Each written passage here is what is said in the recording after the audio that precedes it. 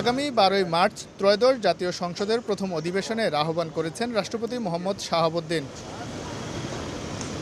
বহুল কাঙ্ক্ষিত সে অধিবেশনে যোগ দেবেন নবনির্বাচিত সংসদ সদস্যরা। তার অংশ হিসেবে বিএনপি থেকে নবনির্বাচিত এমপিদের নিয়ে 2 দিনের প্রশিক্ষণ কর্মশালার আয়োজন করেছে দলটি।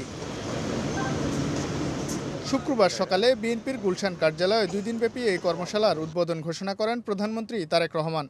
কর্মশালায় প্রশিক্ষক, সাবেক আমলা, একাডেমিশিয়ান ও সাবেক সংসদ সদস্যরা। প্রশিক্ষণে এমপিদের দায়িত্ব, মন্ত্রিসভার সদস্যদের সংসদীয় রেওয়াজ ও মন্ত্রণালয় পরিচালনায় দক্ষ করে তুলতে কৌশলগত ভূমিকা কেমন হবে তা তুলে ধরা হচ্ছে।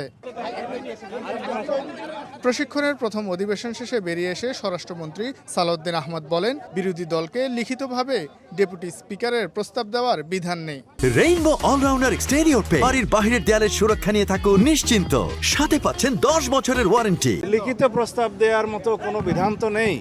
মাননীয় সংসদ নেতা প্রধানমন্ত্রী হিসেবে বিরোধী দলীয় নেতার সাথে কথা বলেছেন, এই হিসাবে তাদের সেই প্রস্তাবটা গ্রহণ করা উচিত বলে আমি মনে করি।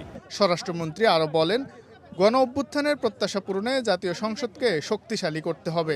এই সংসদকে আমরা স্মরণীয় করে রাখতে চাই, যাতে একটা ছাত্র গণ অভ্যুত্থানের মধ্য দিয়ে নতুন প্রত্যাশা যা সৃষ্টি হয়েছে জনমনে, সেই প্রত্যাশা যাতে আমরা পূরণ করতে পারি।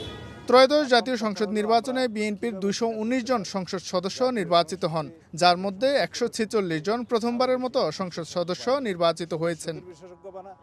শাহিন আলম, সময় সংবাদ, ঢাকা।